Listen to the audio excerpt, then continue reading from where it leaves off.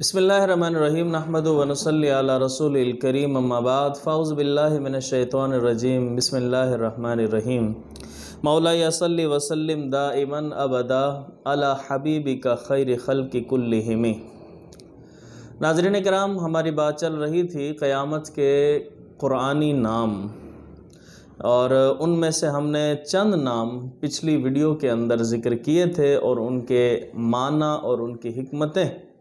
آج انشاءاللہ العزیز ہم اسی سلسلے کو آگے بڑھاتے ہوئے کچھ اور ناموں کا ذکر کریں گے، جن میں سے آج جو ہم نے نام شامل کیے ہیں وہ ہے یوم الفصل،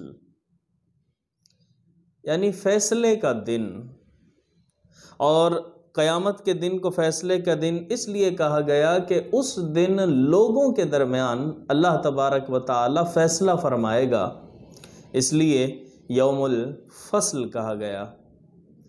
ایک نام جو اور ذکر کیا گیا ہے وہ ہے یوم عقیم، یعنی بانجھ دن۔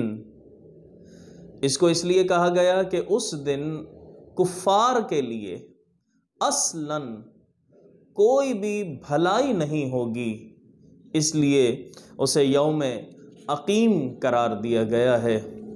ایک اور نام جو ذکر کیا گیا وہ یوم عسیر کہا گیا ہے، یعنی کہ بڑا ہی سخت دن، یعنی قیامت کا دن عذاب کے حساب سے کفار کے لیے بڑا سخت دن ہوگا، حساب کے اعتبار سے کفار کے لیے بڑا ہی سخت دن ہوگا، اسی لیے اسے یوم عسیر کہا گیا ہے۔ ایک اور نام جو ذکر کیا گیا وہ ہے یوم محیط، یعنی گھیر لینے والا دن۔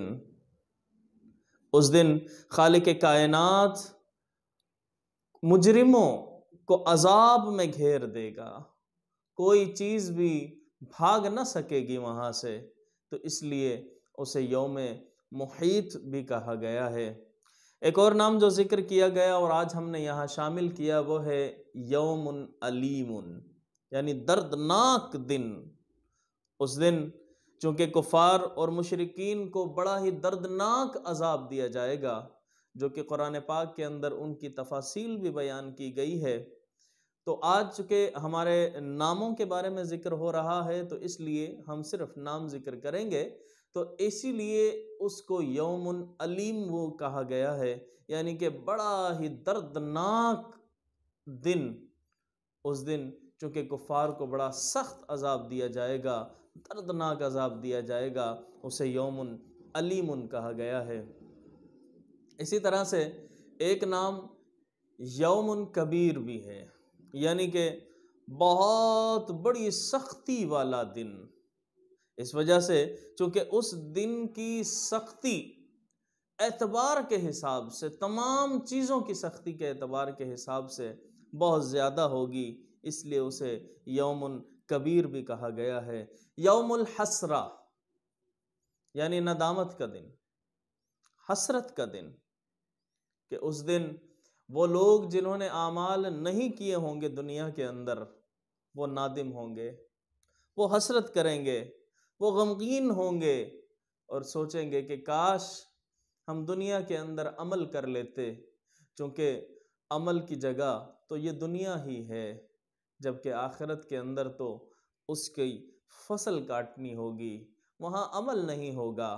اسی لیے وہ لوگ وہاں حسرت کریں گے کہ کاش ہم دنیا کے اندر اچھے اعمال کر کے اپنے لیے ذخیرہ کر لیتے، تاکہ آج کے دن وہ ہمارے کام آ جائیں، لیکن اس دن صرف ندامت ہوگی، ان کو صرف حسرت رہ جائے گی، عمل کوئی نہ کر سکیں گے وہ۔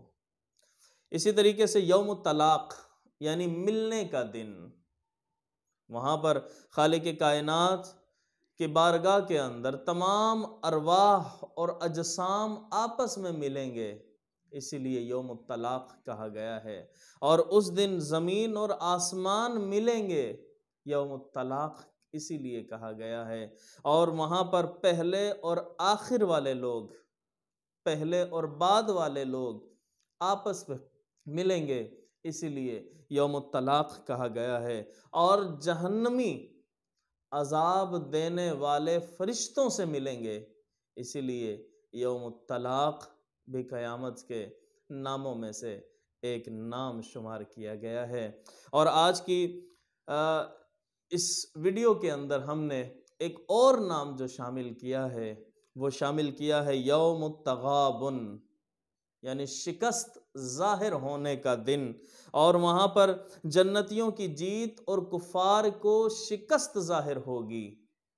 سب چیز عیاں ہو جائے گی کہ جنتی لوگ کس طرح جنت میں داخل ہوں گے اور وہ کامیابی کے ساتھ جائیں گے، اور کفار کو کس طرح وہاں شکست ہوگی، اس لیے اسے یوم التغابن بھی کہا گیا ہے۔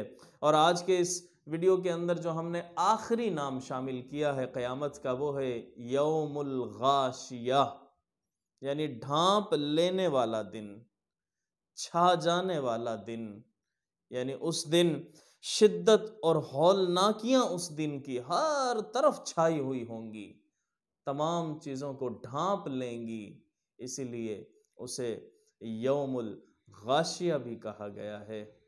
تو ناظرین کرام، آج ہم صرف انہی ناموں پر اکتفا کرتے ہیں۔ انشاءاللہ العزیز اگلی ویڈیو کے ساتھ ہم مزید کچھ اور ناموں کے ساتھ حاضر ہوں گے۔ اللہ سے دعا ہے کہ خالق کائنات ان ناموں کو سمجھنے اور ان کی حکمتوں کو سمجھنے کی اور کل قیامت کی تیاریاں کرنے کی توفیق عطا فرمائے۔